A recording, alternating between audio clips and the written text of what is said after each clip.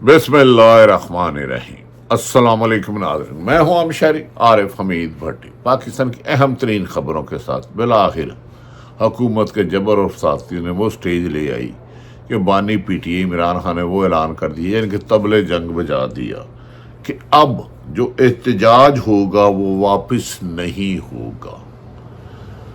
हुकूमत के खवास जवाब दे चुके हैं। इंसानी हकूक़ की पामाली के साथ साथ आइन को रोंदना और यहाँ तक के लोगों को कर्फ्यू लगा के घरों तक महसूर करने के बाद 80 साला बुजुर्ग खातून को भी गिरफ्तार करके दहशत गर्दी का मुकदमा दिया जाता है। ये समझते हैं कि ये हुकूमत इनका कफन है, इन्होंने आखिरी दम तक मरने तक रहना है। इक़्तिदार तो आते जाते रहते हैं।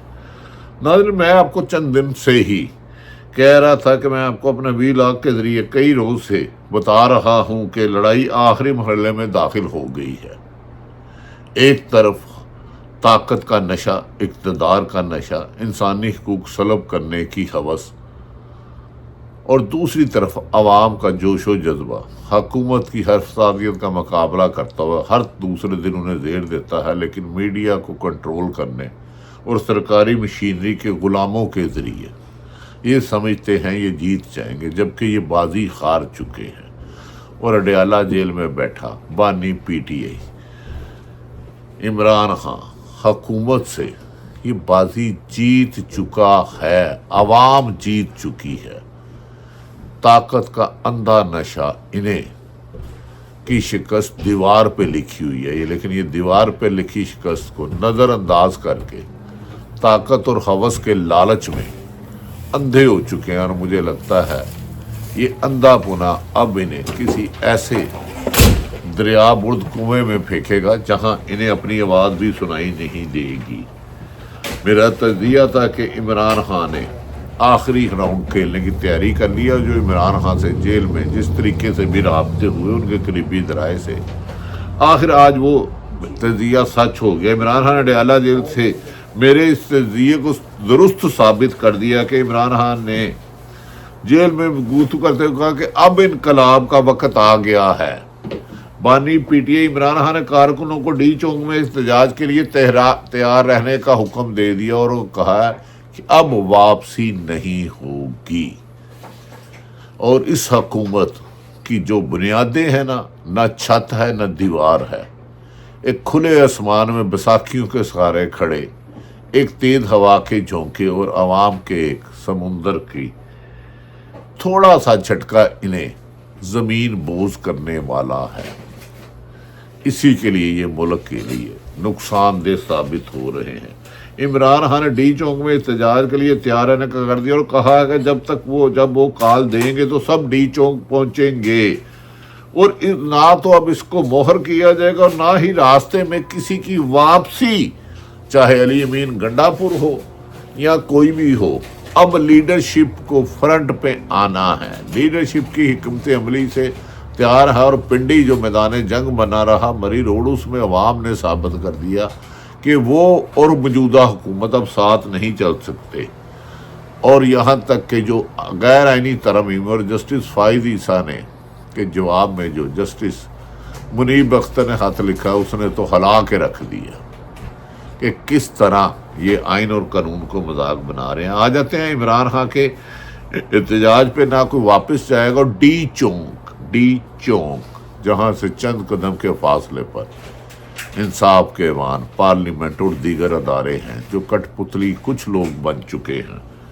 इमरान खान ने कहा कि डी चौक पहुँचने की काल हर सूरत में अमल होगा और इसमें कारकुनों को वहाँ और रहनुमाओं को 2 दिन लग जाएं। इमरान खान ने कहा कि जेल पार्टी क़यादत को रावलपिंडी में एहतजाज ख़त्म करने पर खुफगी का इजहार किया है कि अवाम इतनी कुर्बानियाँ दे रही हैं, बार बार इसे ना आज़माएं और एक दफ़ा हुकूमत के साथ आमने सामने के बाद इसका एहतमाम किया जाए। इसके अलावा पीटीआई की जानिब से 2 अक्टूबर को फैसलाबाद, मियांवाली और बहावलपुर में भी एहतजाज की कॉल दी गई है। अब 3 शहरों में एट ए टाइम पुलिस गर्दी करेगी।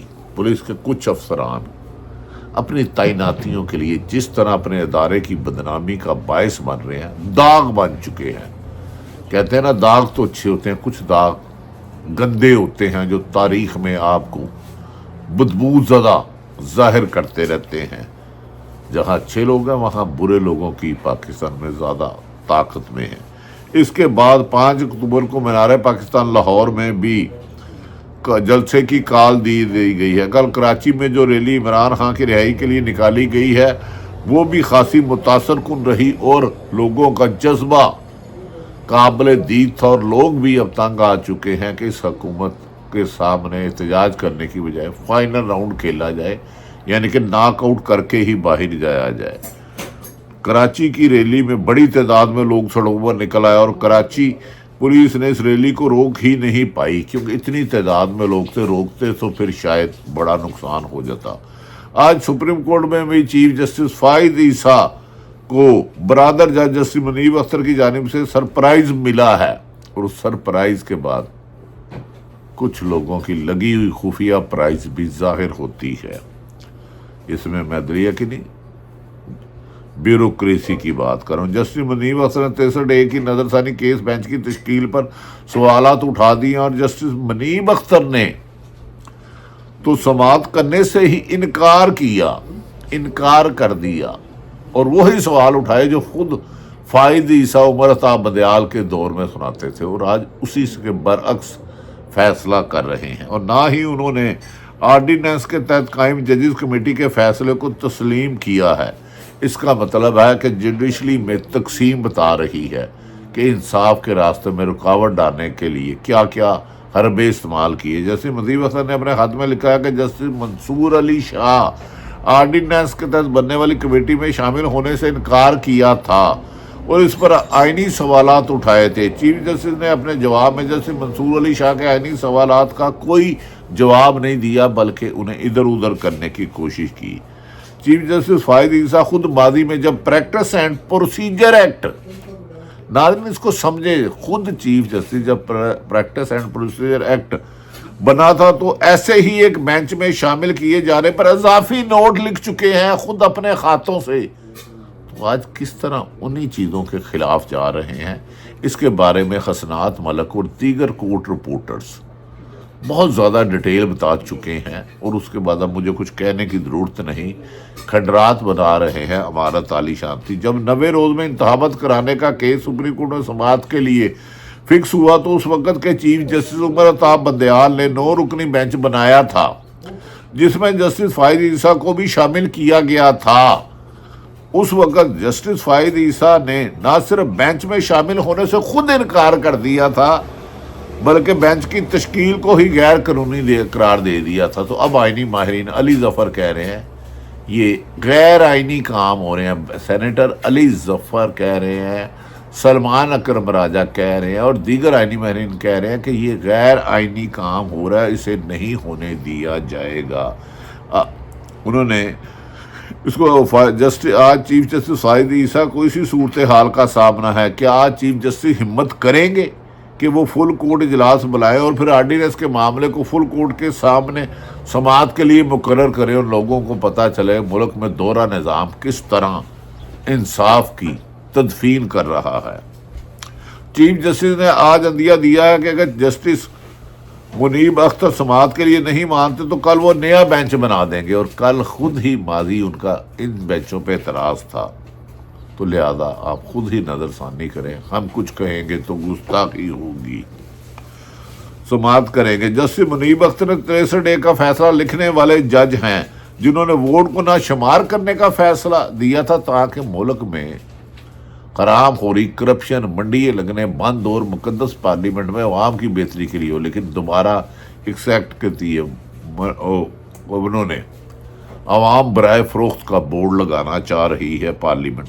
اگر فیصلہ لکھنے والا جج ہی نظر ثانی بینچ میں شامل نہیں ہوگا تو تاریخ اس فیصلے کی کیا حیثیت ہوگی. جیسے ذوالفقار علی بھٹو کو پھانسی دی گئی اور اس کو ریفرنس ریکارڈ کیا جاتا، پھر یہ فیصلہ بھی اس سے مختلف نہیں ہوگا آئینی ماہرین کے مطابق. جسٹس منیب اختر نے چیف جسٹس کو یہ بھی یاد کرایا ہے کہ پرانے ججز کمیٹی میں جب 63A کی نظر ثانی مقرر کرنے کی بات ہوئی تھی تو چیف جسٹس نے جسٹس منصور علی شاہ کی سربراہی میں بینچ بنانے کی تجویز دی تھی. اب اچانک چیف جسٹس خود ہی اس بینچ میں بینچ بنا کے سربراہ بن گئے ہیں، جو ماضی سے ان کی گفتگو تصادم لگتی ہے، اور ایک اڈہاک جج جسے مرضی سے لایا گیا من پسند آئینی ترمیم کرانے کے لیے، بلکہ آئین شکنی کے لیے،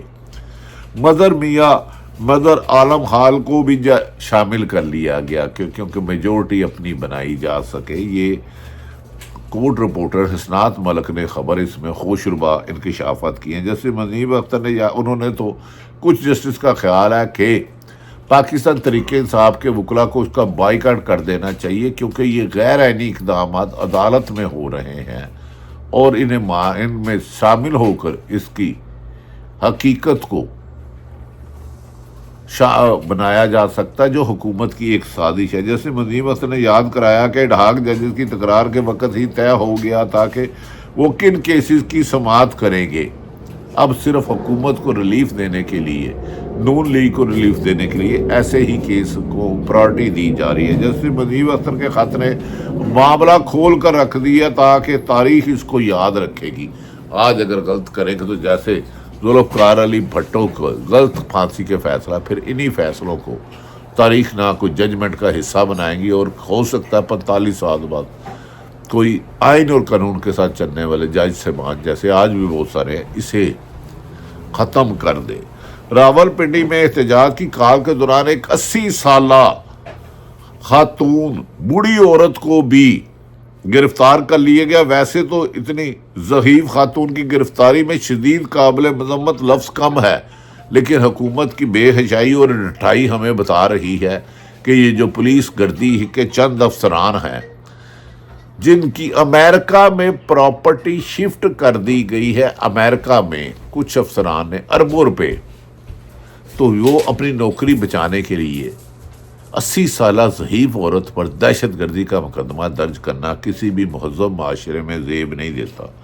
گرفتاری ملامت ہے، لیکن الٹا ان بزرگ خاتون کا ایک دن کا ریمانڈ بھی دے دیا گیا۔ میں جج صاحب کو بھی سلام کرتا ہوں، نہ ہاتھ میں پتھر نہ لاٹھی، چلنے میں مشکل، لیکن جذبہ آزادی، غلامی سے آزادی کا نتیجہ 80 سالہ خاتون کو مقدمہ دے دیا گیا، اور نواز شریف جو اشتہاری مجرم تھے انہیں انہی عدالتوں نے VVIP پروٹوکول دے کر کلیئر کیا۔